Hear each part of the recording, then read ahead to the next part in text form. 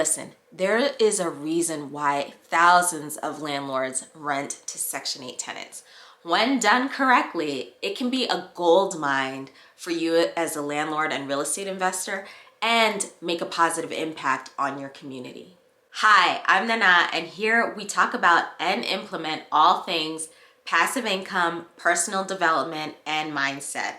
I started from zero and created 6 figures in digital products and grew my real estate rental portfolio. And now I love helping others to do the same. And if you're actually interested in how to get started as a Section 8 landlord, check out my free quick start guide for landlords in the description box below. So as many of us know, being in real estate and being a landlord, buying and holding properties is one of the best ways to actually build wealth. But when a tenant doesn't pay their rent for months on end, or even really one time, and that mortgage that you have due on that property is still due to the bank, it's not so fun anymore. It's not so pretty. It's not so glamorous now, right? Because you still have to make that payment every single month to the bank, even if your tenant is not making you payments. And this is when Section 8 investing becomes my new bae. Cue celebration. Yeah, so good. So what is Section 8 investing?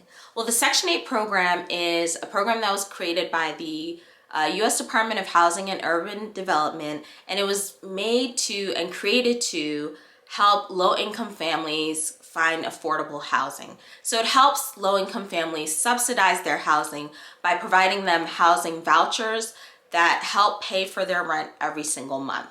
And the name Section 8 actually comes from the section of the act that was created that spells out all of the rules and regulations about the actual program. It's officially known as the Housing Voucher Program. So the way the Section 8 Housing Voucher Program works is that potential tenants apply to actually receive a voucher when they become available. And once they receive a voucher, the government is going to pay a portion of their rent based on their family size, their actual income, and the size of the property that they're interested in, as well as the fair market rents in the area. So Section 8 as a program can pay a large portion, let's say 70% of the rent, but sometimes they actually pay 100% of the rent as well. And when the government pays that rent, they are paying it directly to the landlord. And any additional portion that the tenant is responsible for, they would pay the landlord directly as well. But again, the government can pay up to 100% of the rent. And that's what happened to us in our last property that we rented to a Section 8 tenant. The government was responsible for 100% of the rent because of the tenant's current income status.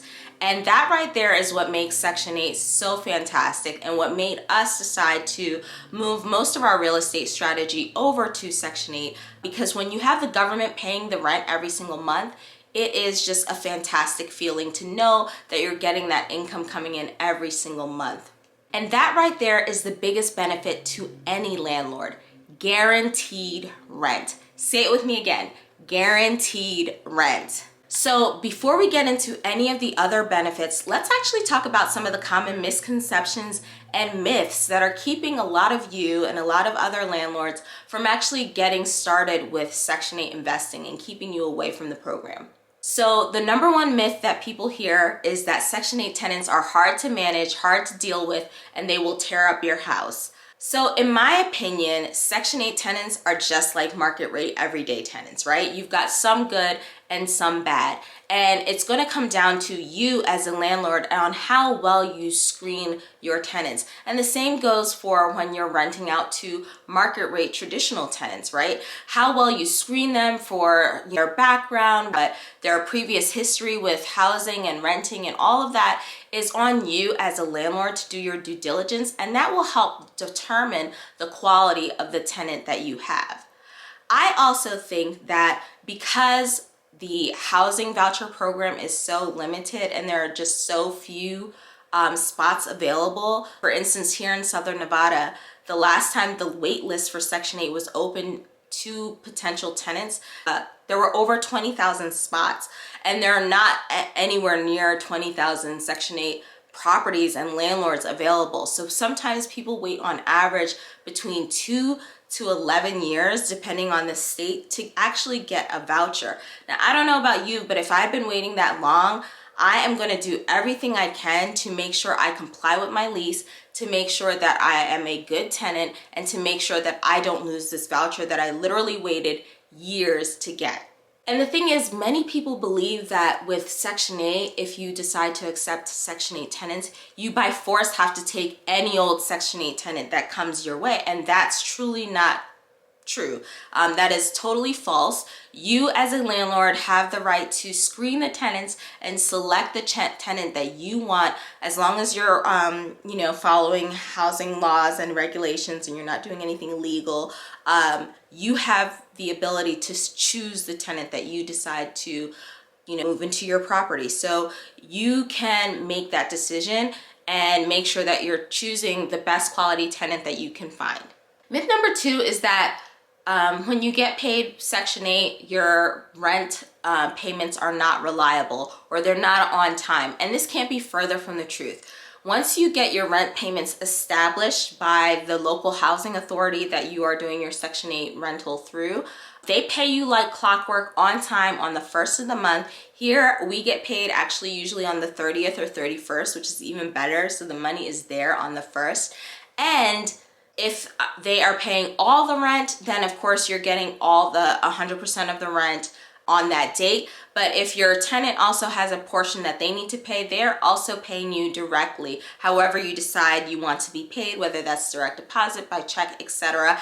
And it's just the same as a market rate tenant, that some will pay you on time, some might not. But the difference here is that they have a much smaller portion of the rent that they are responsible for. So it's much easier for them to come up with $200, $300, $400 versus you having to come up with the entire amount of rent every single month. So for instance, we have a 5-bedroom where the tenant's responsibility is literally only $400.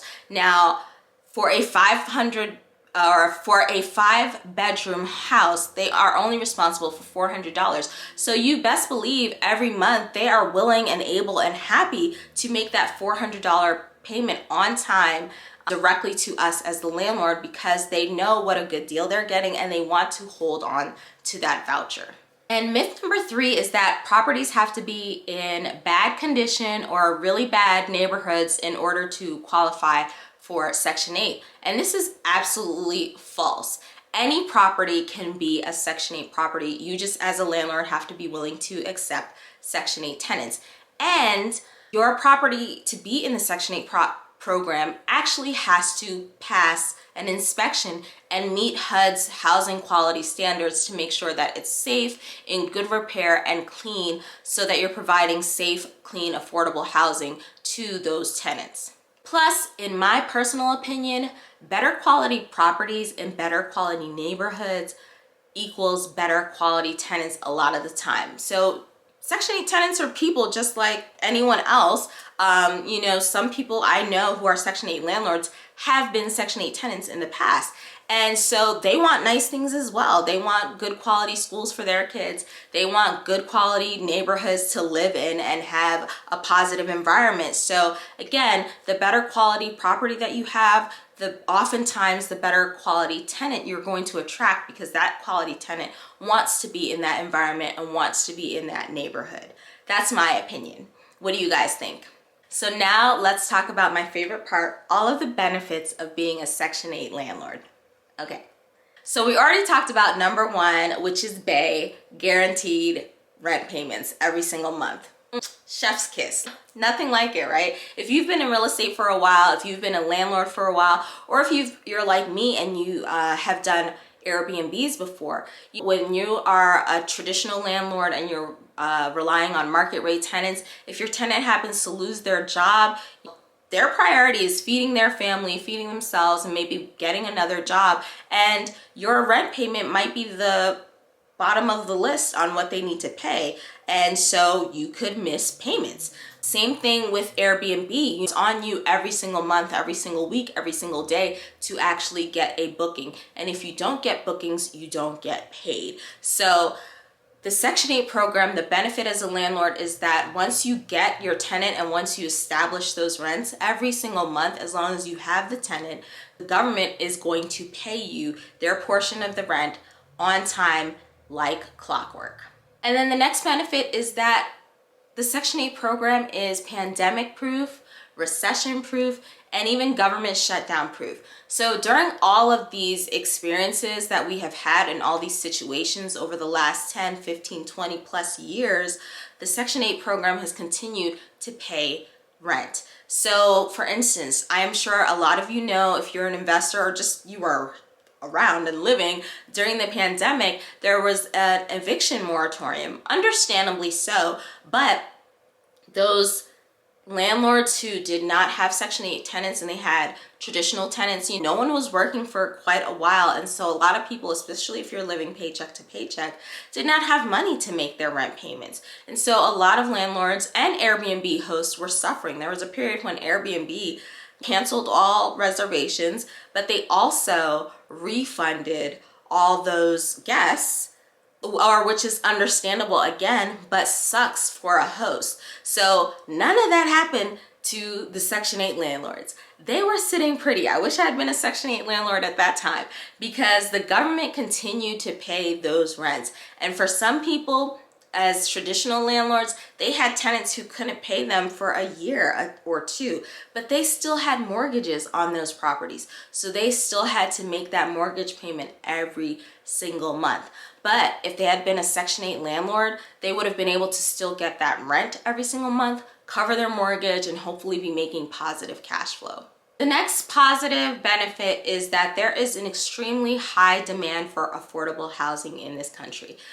Like I said, a lot of times people are waiting to get a Section 8 voucher once they apply for anywhere from 2 to 11 years on average. And I'm not like making that up. That is literally the statistic, that people have to wait that long. I have met Section 8 tenants who say, I applied for this back in the early 2000s and they had to wait all this time in order to get a voucher. So the demand for housing that is under or that accepts Section 8 tenants is extremely high, meaning that you as a landlord will always have a high pool of potential tenants. And one of the things as a landlord that you want to avoid is having vacancy. But because you are catering to the Section 8 program and Section 8 tenants, there's always an available pool of people looking for good quality housing that you can provide. The next benefit is that oftentimes you can get better than market rate rents. Meaning a lot of times the local housing authority is willing to pay more every month than the average rent payment in your area. Let's say the average payment for a 3-bedroom home in your local city is $1,800. Okay, no, let's say it's $2,100. The Section 8 program may be able to or may be willing to pay, let's say $2,300. So not only are you on par with market rate rent, but a lot of times, not always, they might be paying more than what is average in your particular city. So you can actually get more money every month than you would renting to a traditional market rate tenant. The next benefit as a Section 8 landlord is that you often get longer term tenants. The average Section 8 tenant stays in the property anywhere from 5 to 7 years.